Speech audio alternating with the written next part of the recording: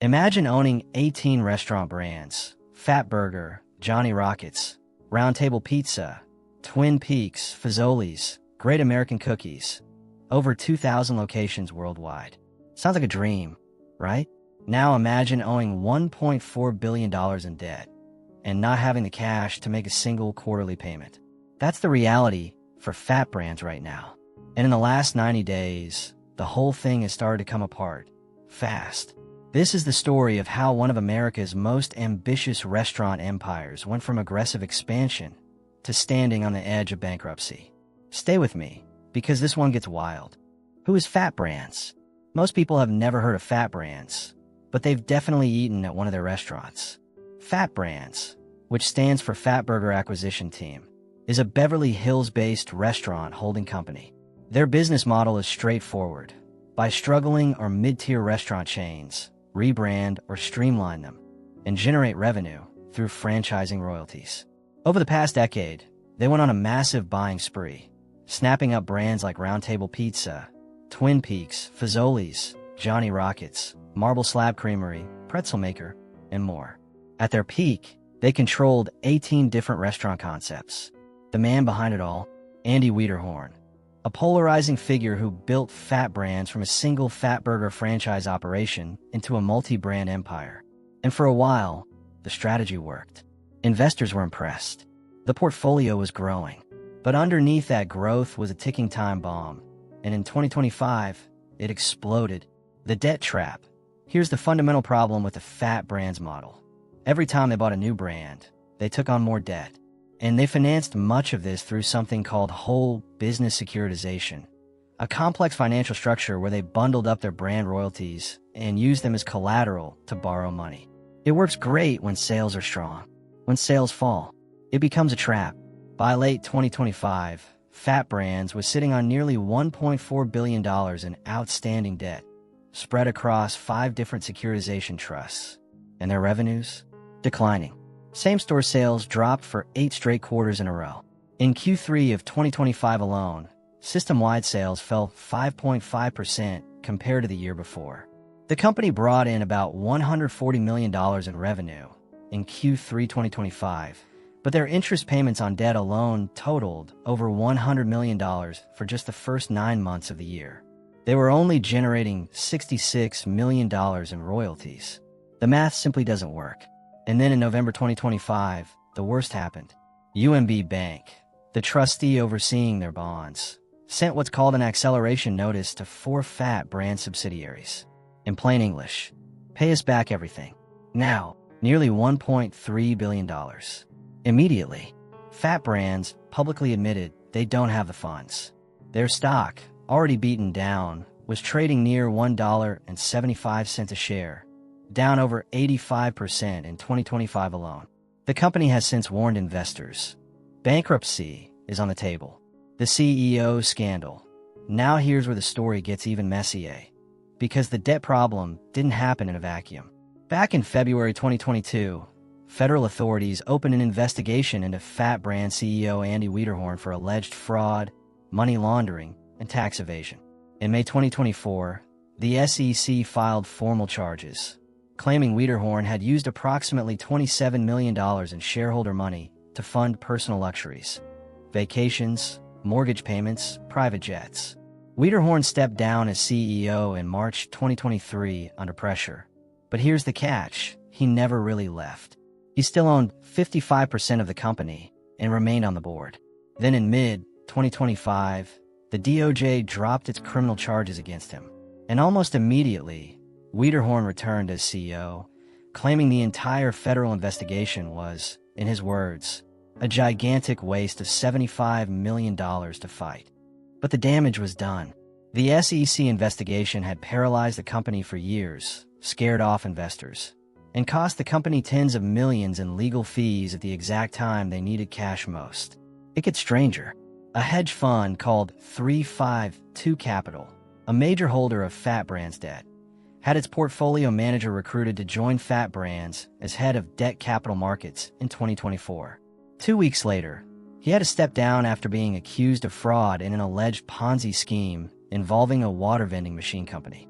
You honestly cannot make this stuff up.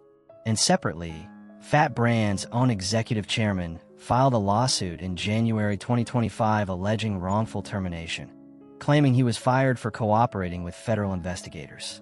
This is the kind of boardroom chaos that doesn't just hurt a stock price. It erodes trust from lenders, franchisees, and customers alike. Franchisees. While executives were fighting in court, the people on the ground, the franchisees, were the ones feeling the real pain. Franchisees at Round Table Pizza filed a lawsuit in late November 2025, alleging that Fat Brands breached contracts by failing to audit the brand's marketing fund and withheld Pepsi rebates that rightfully belonged to franchise owners. The Fazoli's Franchise Association sent multiple letters to Fat Brands leadership throughout 2025, demanding overdue rebate payments from Pepsi and Dr. Pepper, money owed from as far back as 2024 that simply wasn't being paid. One franchisee told reporters, "No one should be a franchisee with Fat Brands, or they're going to get robbed." The same franchisee said Fat Brands had stopped allowing chicken menu items at his location without updating the physical menu boards. His customers kept walking in and seeing sold-out signs everywhere, and naturally assumed the restaurant was going under. And Fat Brands' marketing neglect went beyond that. Earlier in 2025, they missed a payment to a marketing firm, leaving Round Table Pizza without any advertising for months. When you're a franchise, your lifeline is marketing support, supply chain support, and rebates. Fat Brands was failing at all three. Can they survive? So, is Fat Brands going bankrupt? The short answer, it's a very real possibility. In January 2026, Wiederhorn spoke at the ICR conference in Orlando and tried to reassure investors. He pointed out that the debt is technically non-recourse, meaning it sits at the individual brand level, not on Fat Brands itself. He argued that if you strip out the debt, the underlying businesses are actually generating around $60 million in free cash flow on roughly $150 million in revenue. He also touted a pipeline of 1,000 new stores and 190 franchise development agreements signed in 2025. But here's the problem. Wiederhorn also admitted that debt restructuring negotiations have been going on for nearly 2 years and called them not very constructive. He said it may take a couple of rounds to resolve. Meanwhile, Fat Brands is also facing a potential Nasdaq delisting due to its stock price hovering near $1.65 to $1.75, well below the minimum threshold.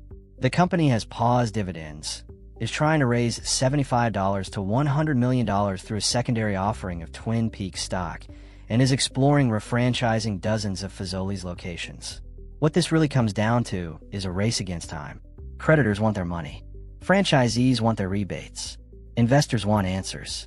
And Fat Brands is trying to restructure a $1.4 billion debt mountain while simultaneously keeping 18 brands alive. The bigger lesson. Fat Brands isn't just a cautionary tale about one restaurant company. It's a warning about the entire brand roll-up playbook, where you acquire chain after chain, load up on debt, and bet that growth will outpace your interest payments. When the consumer environment is strong, it works. But when same-store sales start sliding, as they have across the restaurant industry since 2023, that debt doesn't disappear. It becomes a death sentence. Red Lobster filed for bankruptcy in 2024. Rubio's closed hundreds of locations. Now Fat Brands is teetering. The pattern is clear. Thin margins, heavy debt, and distracted leadership is a recipe for collapse in this industry. Fat Brands tried to build an empire too fast, borrowed too much, and got caught flat-footed when the market turned. So here's where things stand today. In early 2026, Fat Brands is staring down $1.4 billion in debt, 8 consecutive quarters of declining sales, a near-delisting notice from Nasdaq, angry franchisees suing them in court, and a CEO who just came back from federal charges. Whether they pull off a restructuring deal or file for Chapter 11, this story is far from over, and we'll be covering every update. If this breakdown was useful to you, hit that like button right now. It takes 1 second, and it genuinely helps this channel grow, so we can keep making content like this. And if you want to stay ahead of the biggest business meltdowns happening in real time, subscribe and hit the notification bell. We break down complex business stories in plain English, so you always know what's really going on. Drop a comment below. Do you think fat brands can pull off a restructuring? Or is bankruptcy inevitable? I read every single one. See you in the next one.